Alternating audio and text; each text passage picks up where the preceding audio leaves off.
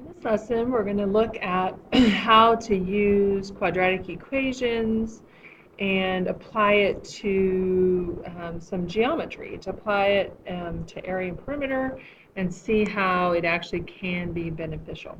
So if you'll set up your notebook, please, with your essential question, and then when you're ready, restart the video. Okay, so I'm going to zoom in just a little bit. So in these examples, the first thing that I'm going to recommend, as I always do with area and perimeter, is draw yourself a picture. We have a garden here that is 5 feet wide by 8 feet long. So by giving those dimensions, we can assume that this is a rectangle. Okay? And it's 5 feet wide and 8 feet long. Okay? We know that he bought enough okra seed to plant 180 square feet in okra. So because it says square feet, we know it's talking about area. He wants to increase the width and the length by the same amount to plant all of his okra. So we want to know what that increase is going to be. So if he wants to increase it by the same amount, we're adding x to both the length and the width. We know we're dealing with area, so we're going to say x plus 5 times x plus 8 equals 180. We've just written an equation with our area. Now, we've got to think about all our solving methods. If we're going to solve this, number one, we can't solve it the way it is. So the first thing we're going to want to do is multiply x plus 5 times x plus 8. Which will give us x squared plus 13x plus 40. We would use the FOIL method, or if you prefer the box, you would do that. Okay, so now let's talk about our different methods. Probably you could use completing the square. You may not want to though, because you're going to have to half 13 and be dealing with decimals.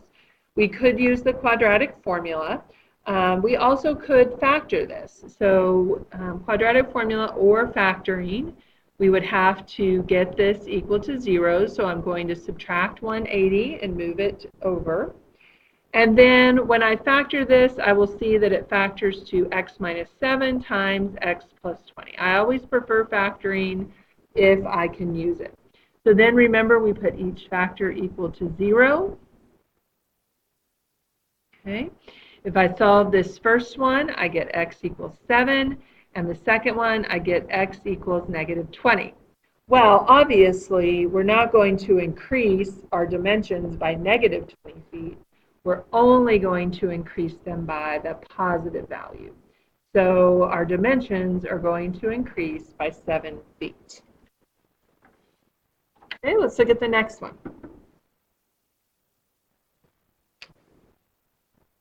Again, it might be beneficial to draw a picture.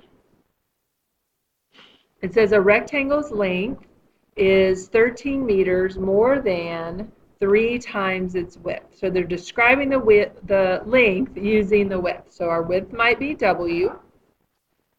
13 more than 3 times the width. So 3W plus 13 would be the length. It says that the area is 10 square meters. So again, we're just using area. And it's asking us what the width is. So the area is equal to 10. Area is length times width. Okay, so that's how we would set up our equation. Again, we can't solve it the way it is. So I'm going to have to do some multiplying here.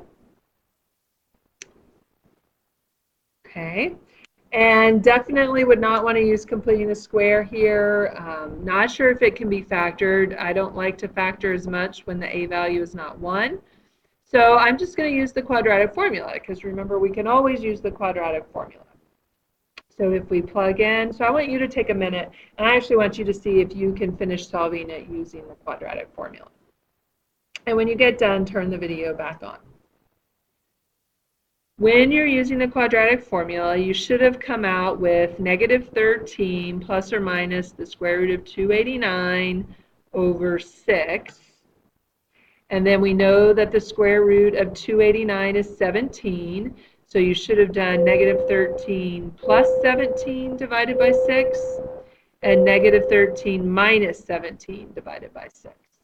Now this one obviously, again, is going to come out to a negative number, so it's not going to be a solution. Our problem right here comes out to 4 over 6, which is 2/3. So our width is 2/3 meters. Okay, the last one. A little bit trickier. Read it to yourself.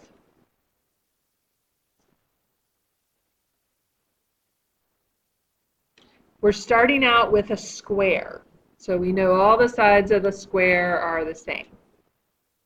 It says if the length of one side is doubled, so that would be 2 times x, and the length of an adjacent side is increased by 5, so x plus 5, the resulting rectangle has an area 5 times the area of the original square.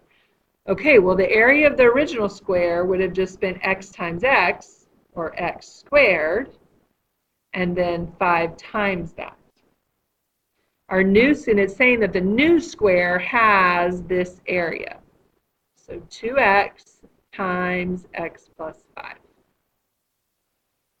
And then it wants us to find the length of a side of the original square.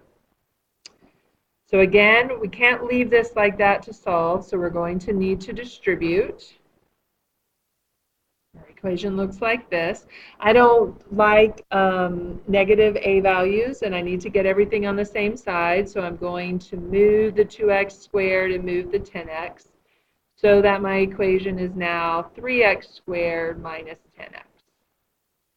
And since I have a binomial here, I'm going to end up factoring this. The greatest common factor is x, so that leaves me with 3x minus 10. If I put each factor to equal to 0, obviously this one, solution of x equals 0, is not going to be our answer because we can't have a 0 side length.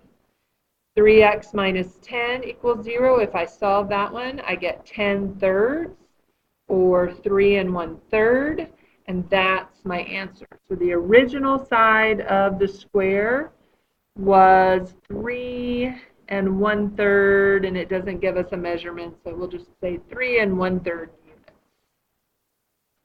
Okay, so tricky part is we've got to set it up. Draw your picture, define your variables, write your pieces, and you should be good